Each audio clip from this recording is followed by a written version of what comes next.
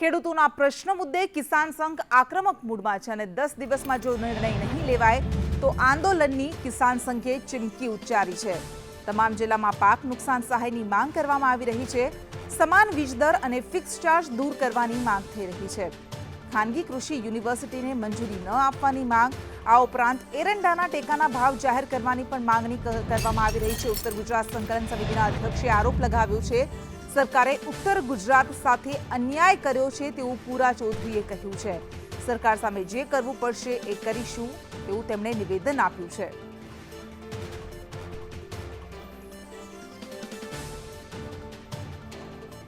આ અંગે વધુ વિગત સાથે સંવાદદાતા હિરેન રાવલ આપણી સાથે જોડાઈ ગયા છે। જી હિરેન, ભારતીય કિસાન સંઘ છેલ્લા ઘણા સમયથી સરકારને જે રીતે ઘેરી રહ્યું છે, હવે આક્રમક મૂડમાં છે અને ચીમકી પણ ઉચ્ચારી છે કે જો તેમની માંગણી પૂરી નહીં થાય તો આંદોલન કરવામાં આવશે।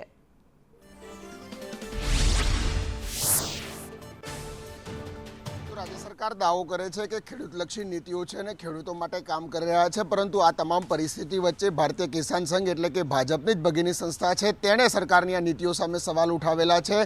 જે પાક નુકસાનીની વાત છે, રાજ્ય સરકાર જે પેકેજ અલગ અલગ જાહેર કર્યા છે વરસાદને લઈને, તેના સંદર્ભમાં પણ રાજ્ય સરકારની નીતિ સામે વાંધો છે। કુરાભાઈ સાથે વાત કરીશું। કુરાભાઈ, મૂળ મુદ્દો શું છે? શા માટે સરકારની નીતિઓનો વિરોધ?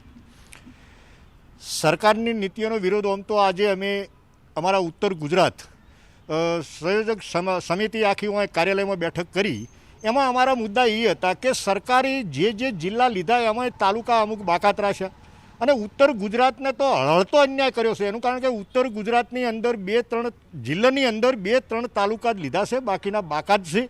તો દરેકે દરેક 7 જિલ્લાનો સમાવેશ કરવો પડે કે હોનારથમાં 50% થી 60% નુકસાન છે।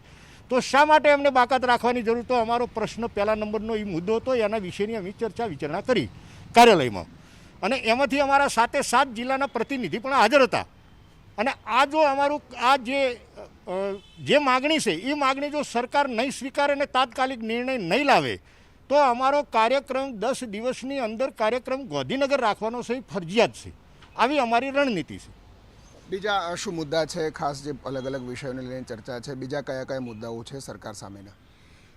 એક તો સમાન વીજ દરનો મુદ્દો છે। ઉત્તર ગુજરાત માટે ખૂબ નીચેથી પાણી લાવીએ છે, ફિક્સ ચાર્જ ખોટા લેવાય છે। એ અમારો એક ઉત્તર ગુજરાત માટે ખેડૂતો માટે ભયંકર ઇસ્યુ છે અને એના માટે વારંવાર કહેવામાં આવ્યું છે, તેમ છતાં ઉર્જા મંત્રીને ભગવાન સદબુદ્ધિ આપતી નથી। એટલે જરૂર જણાય તો એના માટે પણ મોટી રણનીતિ કરી અને જો આગામી સમય એવો પણ આવે ખેડૂતોમાં કે ઉર્જા મંત્રીનું રાજીનામું પણ માગવાનું આંદોલન થાય। ગૌભાઈ, કૃષિને લઈને ખાનગીકરણ દેખાઈ રહ્યું છે, જે કૃષિ યુનિવર્સિટીઓ છે સરકાર હસ્તકની, એમાંથી હવે ખાનગીકરણ તરફ જઈ રહ્યા છે, એનો પણ વિરોધ છે। એટલે કૃષિ યુનિવર્સિટીનું જે ખાનગીકરણ તરફ જઈ રહ્યું છે, ખાનગીકરણ ના કરવું જોઈએ, નહીંતર જેમ સ્કૂલોમાં થયું ને એમાં પણ ખાનગીકરણની અંદર નુકસાન થશે। એટલા માટે જે કૃષિનું ખાનગીકરણ છે ખાનગીકરણ ન થવું જોઈએ, એ ભારતીય કિસાન સંઘની એક માગણી છે।